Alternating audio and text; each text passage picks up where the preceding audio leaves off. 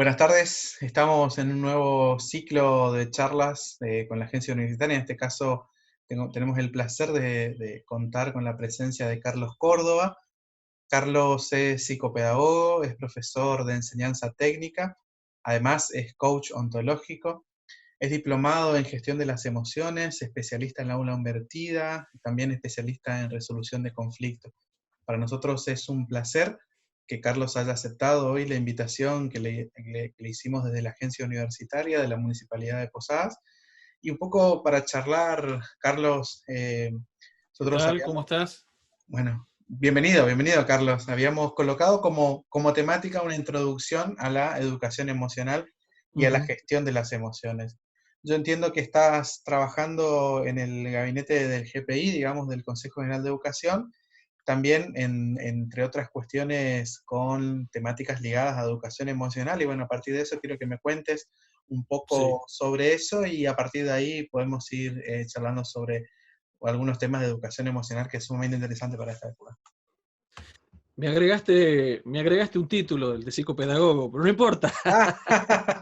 Está bien. Bien, primero contarte de que, como bien lo dijiste en la presentación, eh, pertenezco a un equipo que es el llamado GPI, que es el Gabinete Psicopedagógico Interdisciplinario, y que pertenece al Consejo General de Educación.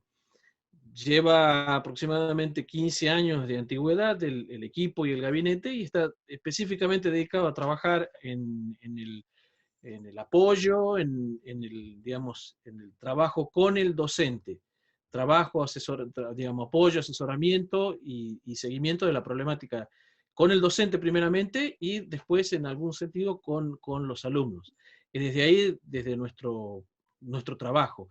Y fundamentalmente, algo que hemos encontrado y hemos notado en todos estos años de trabajo, es que el trabajo del docente y la vivencia del docente está fuertemente atravesada por la emocionalidad. Mucho más hoy en el que seguimos en contacto, digamos, haciendo uso de los medios digitales con los docentes, mucho más ahora en este contexto de pandemia y de cuarentena. Eh, Básicamente nuestro trabajo consiste en que el docente se presenta al gabinete, trae una inquietud y esa inquietud, digamos, la vamos tratando de resolver desde distintos puntos de vista, desde el punto de vista psicopedagógico, psicológico y emocional. Desde esa manera es como interviene el gabinete. Desde ahí también es que ha surgido, digamos, a través de algunas inquietudes de algunos de los profesionales que integra el gabinete, esto de dictar capacitaciones al docente relacionado con la educación emocional. Siempre desde un punto de vista relacionado específicamente desde nuestras experiencias, nuestra experiencia profesional, desde ahí de donde abordamos la temática. Y es por ahí por un poco lo que comentábamos en algún momento de una charla previa que teníamos, que digamos, nuestro enfoque se corre un poquitito del enfoque clásico positivista de lo que es la educación emocional. Eh, digamos, no es un enfoque, digamos, negativo ni pesimista, sino más bien trata de ser un enfoque más terreno, más real. Siempre nosotros partimos desde el punto de vista de que las emociones no se controlan, las emociones ocurren. Lo que se controla o lo que se puede educar es lo que viene después de la emoción. Desde ahí parte básicamente nuestro enfoque de cómo trabajamos nosotros la educación emocional. Carlos, en ese sentido, a mí siempre me gustó y las veces que trabajaba como docente en los diplomados, que vos bien participaste de gestión de las emociones, Ujú.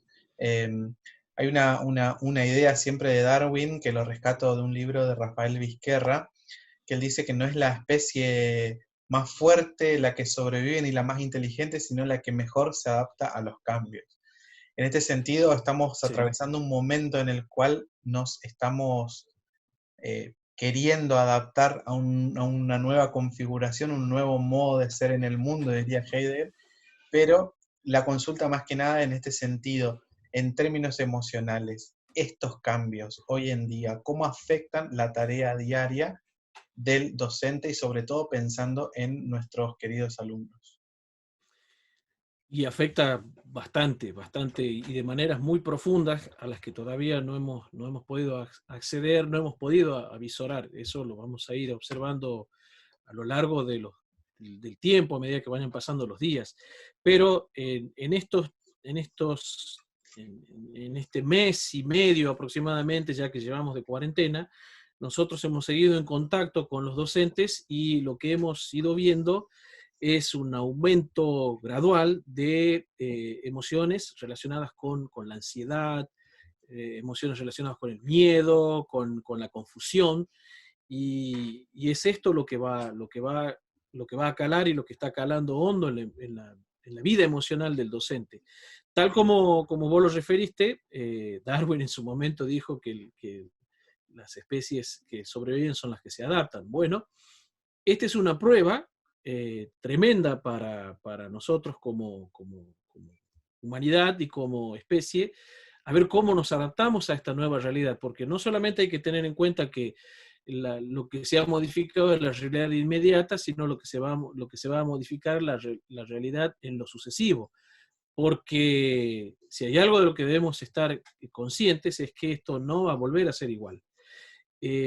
Para dar una pátina, digamos, de positivo, digamos, todo lo que hemos aprendido a lo largo de este mes y medio de cuarentena obligatoria va a quedar como una base muy sólida respecto de dónde nos vamos a poder asentar hacia futuro, tanto como docentes, como personas, como comunidad. Si hay algo que nos va a servir, es todo lo que hemos aprendido en este tiempo. Sí, sí. Carlos, en ese sentido, hay como una nomenclatura o una frase también muy interesante que es eh, el aprendizaje emocional y social. ¿Qué Hmm. lo podés comentar acerca de esto?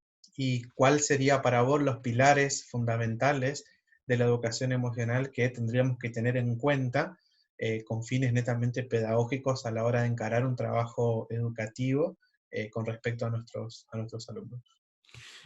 Mira, nosotros, por lo general, digamos, a la hora de trabajar en los talleres, suelo partir primero buscando conceptos que resulten claros, pero que también sean fieles a nuestro tipo de enfoque y a nuestra postura. Primero partimos de qué es educación emocional. Educación emocional es un proceso a través del cual nosotros como personas vamos a adquirir una serie de habilidades que nos van a permitir trabajar lo que resulta después de la emoción. Partimos desde el punto de vista de que las emociones en sí mismos no las podemos tocar. Las emociones simplemente ocurren. Y tomamos como concepto de emoción el hecho de que es una reacción psicofísico mental, emocional. Va todo junto. Va todo junto, no va por separado, si no estaríamos cayendo en esa especie de dualismo cartesiano de separar mente, cuerpo por un lado, no, va todo junto. Va mente, va cuerpo, va corazón, va emoción, va pasado, va presente, va todo nuestra química, va todo en el momento en el que ocurre la emoción. Por lo general siempre nosotros hacemos la distinción de que la emoción puede surgir, para lo cual tengo acá un pequeño grafiquito que Sí, por lo favor. puedo Sí, sí, sí. compartir. Por ejemplo, nosotros partimos siempre de la idea de que todos nosotros como personas y como seres humanos contamos con una serie de dominios constitutivos, los que llamamos dominios constitutivos de la persona. Nosotros estamos compuestos como seres humanos por un lenguaje, una emoción, un cuerpo, y podríamos agregar un cuarto plano más, un cuarto dominio que sería la espiritualidad. Eso es lo que nos constituye, y nos constituye de una manera sistémica. ¿Qué quiere decir esto? Quiere decir de que cuando uno de estos dominios es afectado, se ven afectados en alguna medida todos los otros. Esto viene a explicar, por ejemplo, desde nuestro punto de vista, cada vez que nosotros nos vemos afectados por alguna enfermedad, por ejemplo, el cuerpo, rápidamente se ve reflejado en el lenguaje, en la emoción y en la espiritualidad. cuando cursamos algún tipo de, por ejemplo, enfermedad, una gripe, un postoperatorio, cualquier tipo de afección corporal, todo lo demás se va a ver afectado de la misma manera desde el lado de la emoción, del plano emocional. Si desde el plano emocional estamos, digamos, atravesando, ya sea una alegría, una tristeza o algún tipo de melancolía, esta, digamos, la emoción se va a reflejar también en el lenguaje, en cómo nos expresamos lingüísticamente y en el cuerpo. Ahora bien, ¿cómo, según nuestro punto de vista, tenemos este pequeño grafiquito, cómo aparece la emoción? Por lo general nosotros partimos desde el punto de vista de que la emoción surge a través de un estímulo interno o un estímulo externo. Este estímulo es recepcionado por nuestros sentidos o, digamos, o por nuestro consciente, en cambio, en caso de que sea un estímulo interno, un recuerdo, una emoción de algún hecho pasado, y después de haber sido recepcionado es interpretado. ¿Mm? Esta es la parte más interesante de todo el circuito que vamos a presentar, la parte de la interpretación. Una vez que este estímulo es interpretado, recién ahí surge la emoción. Después de la emoción surge la respuesta corporal y la acción en consecuencia. Después de la acción corporal, una reacción que tenemos. Esta parte, decimos que la parte relacionada con la emoción, esa no la podemos tocar. Eso ya viene dentro nuestro, digamos, en nuestro software constitutivo como especie, lo decimos así. Podemos citar, si quieren, por ejemplo, el modelo de cerebro triuno, el cerebro reptiliano, el cerebro límbico y el cerebro el neocórtex. Bueno, la mayor parte de nuestro contenido emocional está contenido dentro del cerebro reptiliano y del cerebro límbico, que son las partes más antiguas del cerebro. Podríamos decir que eso sería una explicación neurocientífica. La parte pensante, digámoslo, la parte que permite el dominio de algunas cuestiones dentro de digamos, de lo lógico y dentro de lo pensante, está en la parte más nueva, en la parte más alta del cerebro. Por eso es que nosotros decimos siempre de que el ser humano es un ser emocional que razona. Primero va la emoción y después va nuestro razonamiento tratando de explicar por qué hemos decidido en base a la emoción. Solemos también decir a modo de chiste de que por eso es que nuestro cerebro, el neocórtex, es la parte más gruesa del cerebro, porque necesita de esa potencia para generar la suficiente cantidad de explicaciones lógicas que den cuenta de las decisiones que hemos tomado desde lo emocional. Cuando esas explicaciones no son suficientes, ahí es donde entramos en un conflicto. Bueno, nosotros partimos desde ese punto de que nosotros no podemos, como en muchos enfoques se suele decir, regular, controlar o dominar las emociones. Las emociones surgen, aparecen. Lo que decimos nosotros que sí lo podemos hacer es regular y controlar lo que viene antes, digamos, revisar las interpretaciones, revisar los conceptos, las creencias que dan lugar a las emociones y lo que viene después, la respuesta corporal. Estas dos partes, la interpretación y la respuesta corporal, es lo que se puede trabajar con educación emocional, con el proceso de adquirir distinciones y habilidades para trabajar las interpretaciones previas y las respuestas posteriores. Emociones, vamos a seguir teniéndolas siempre, toda la vida. Nosotros, vos, yo, el Dalai Lama, el más Goleman, cualquier experto que vos cites, cualquier genio dentro del área de educación emocional que vos cites, todos van a seguir sintiendo ira, miedo, envidia, todos. Ahora, ¿qué es lo que ellos y nosotros también tratamos de hacer todos los días y tratamos que más gente lo haga cada día? Es trabajar esta parte, la parte de las interpretaciones y la parte de la respuesta corporal. Una de las recetas más viejas, la solemos usar desde hace muchísimos años, es esto de contar hasta 10. Que eso sería, digamos, una de las tantas técnicas para regular la respuesta corporal que viene después de la emoción.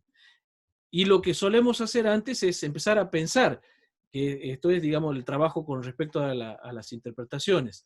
El estímulo exterior, digamos, al cual yo reacciono, a ver qué valor le estoy dando, qué significa lo que la otra persona me trae como estímulo. ¿Está dirigido hacia mí? ¿Realmente es hacia mí? Y bueno, esos son tipos de cuestiones que nosotros trabajamos a la hora de trabajar las interpretaciones, las creencias y los estados emocionales respecto del surgimiento de la emoción. Uh-huh.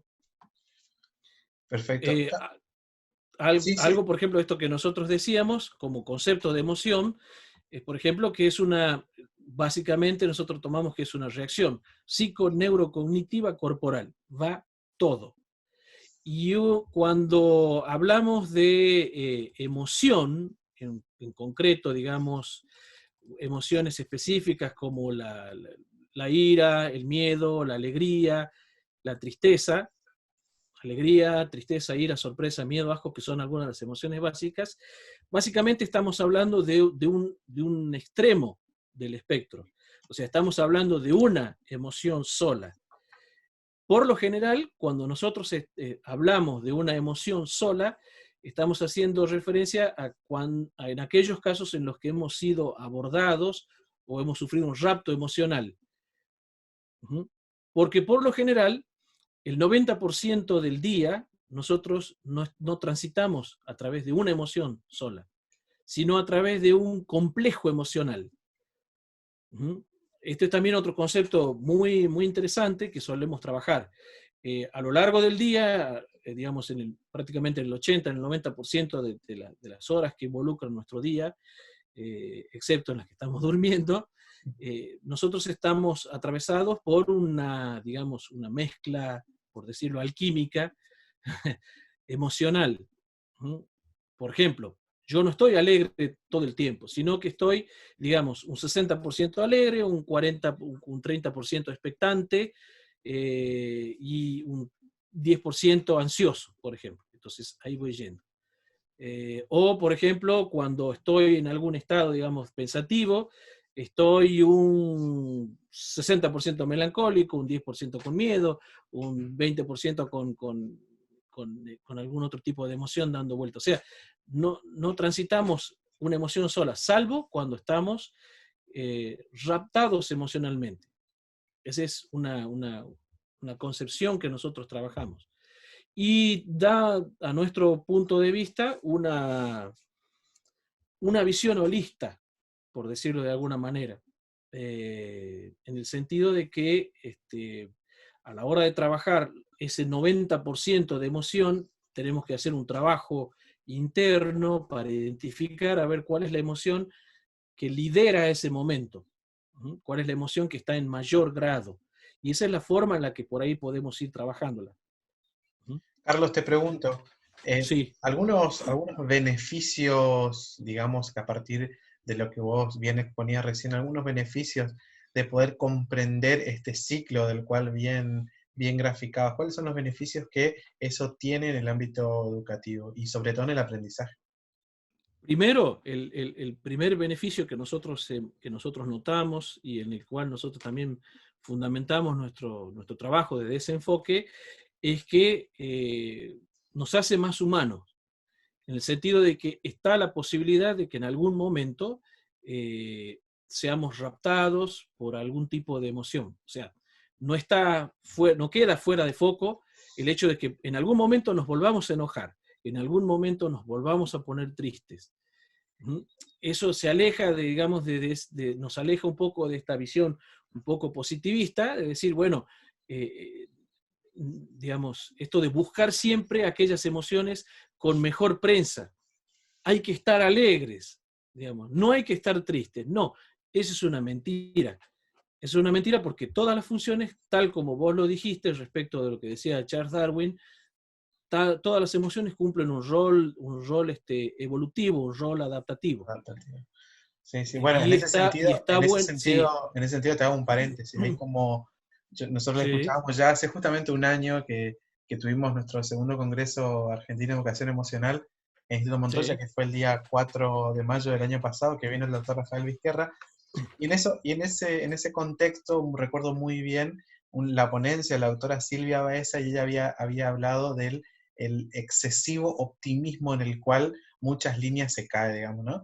Eh, eh, Sí, señor. y lo había colocado bajo una frase que era sé feliz o muere, ¿no? Que Sí. en ese sentido es sumamente interesante poder pensar que este excesivo optimismo en el cual muchas ramas que están trabajando la cuestión de educación emocional y muchas áreas que la tocan de forma transversal también, caen, ¿no? En un optimismo excesivo, acrítico, y que también Ujú. lleva a esta dictadura de la felicidad de la que hablaba Silvia en ese momento, en esa conferencia Sí, tan yo creo que increíble. surge, yo creo que surge de un mal entendimiento de lo que fue en su momento la psicología positivista. Digamos, la rama, en especial la parte de la rama de Seligman, el hombre light, la psicología positivista que él manifestaba. Yo creo que la malentendieron en algún sentido. Y de ahí surge esto de que en realidad las emociones que tienen mala fama o mala prensa deben ser mitigadas o deben ser subyugadas. Ese, ese tipo de persona existe en un solo lugar, aquel que ha podido subyugar las emociones, y es en la ciencia ficción, que es el señor Spock. Es la única raza en lo que muestra la ciencia ficción que ha podido, digamos, sublimar las emociones por sobre la razón. En la realidad, en nuestro universo, en nuestro plano, eso todavía no es posible, y creo que no va a ser posible porque, digamos, eso nos aleja mucho de nuestra humanidad. O sea que nosotros partimos desde esta premisa de que las emociones son necesarias, todas tienen un carácter adaptativo, todo tiene un carácter evolutivo, todas nos dicen algo. Algo nos está pasando cuando nos entristecemos, algo nos está pasando cuando nos deprimimos, y algo nos está pasando cuando nos alegramos excesivamente o no. Uh-huh. Y eso es lo que hay que tener en cuenta. A ver, ¿qué está pasando? ¿Qué nos está ocurriendo? ¿Dónde estamos sintiendo eso? ¿En qué parte del cuerpo? ¿Cuál es la interpretación? ¿Cómo me pienso en ese momento? Todo ese tipo de cuestiones vienen aparejados con la emoción, con la ocurrencia de una emoción.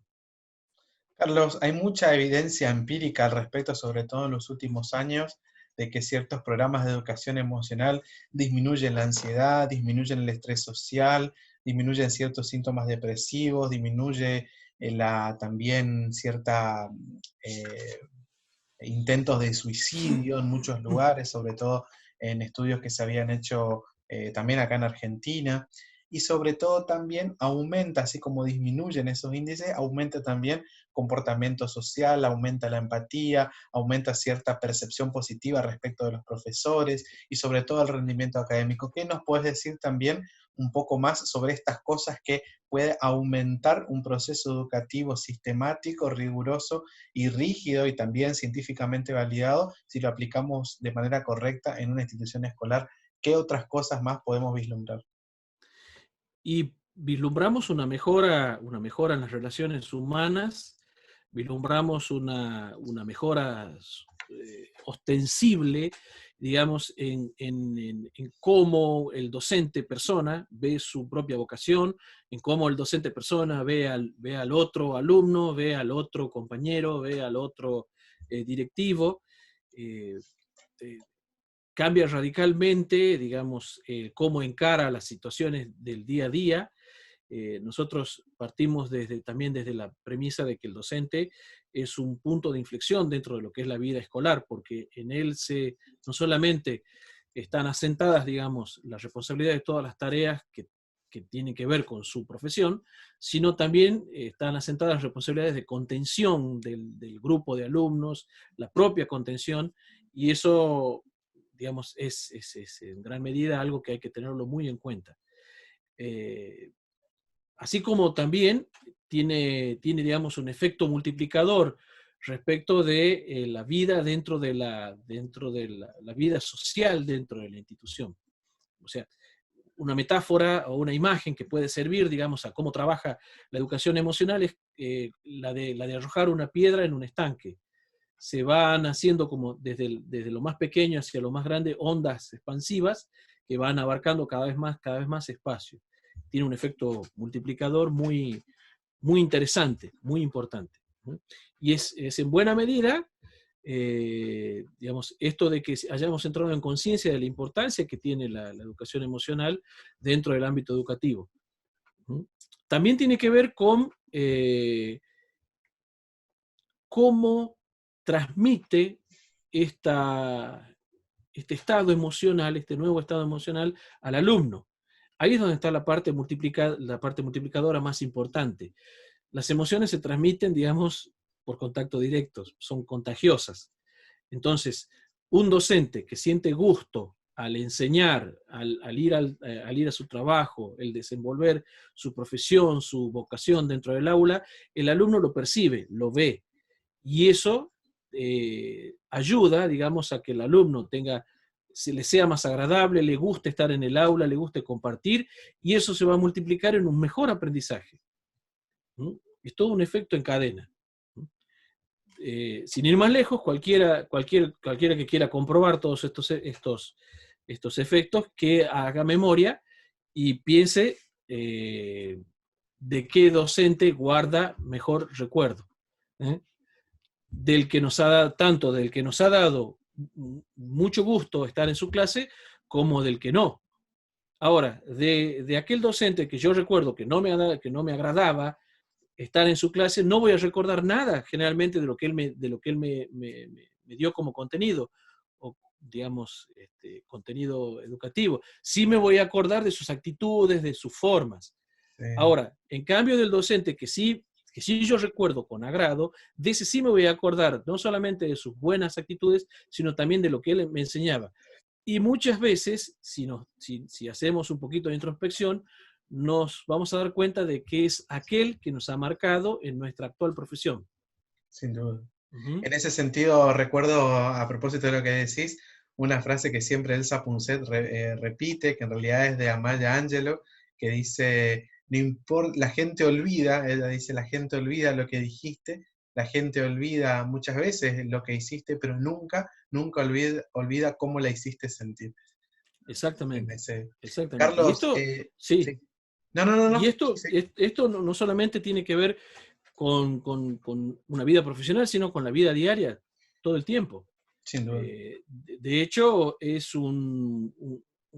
el que, digamos, hace la amalgama, digamos, de las personas a las cuales nos sentimos atraídos a la hora de compartir.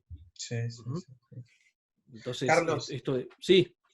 Nos estamos quedando sin tiempo, te quiero agradecer mucho, voló el tiempo, quiero en nombre El agradecido soy yo. De la agencia universitaria, de todos los chicos que están trabajando ahora en este contexto también de cuarentena, queremos agradecerte el tiempo, la disponibilidad. Yo sé que esto también lo estuvimos viendo muchos días para poder grabarlo y para poder también compartir. Y bueno, te agradecemos muchísimo por tu tiempo. Y bueno, quedaron un montón de cosas para seguir profundizando y yo te invito y me encantaría que aceptes la invitación para poder compartir y seguir profundizando en algunas de estas cuestiones que dejamos abiertas hoy. Para una próxima charla. Algo que por ahí, y esto también, digamos, tiene que ver con vos como interlocutor, según avisoro, el futuro de la educación emocional, el futuro del trabajo con la inteligencia emocional y la educación emocional, se va a orientar más, a mi entender, por el lado de lo filosófico. Así que eso también te involucra. Carlos, muchas gracias Carlos, esperemos que pronto podamos volver a encontrarnos y bueno, un placer. Encantado. Dale.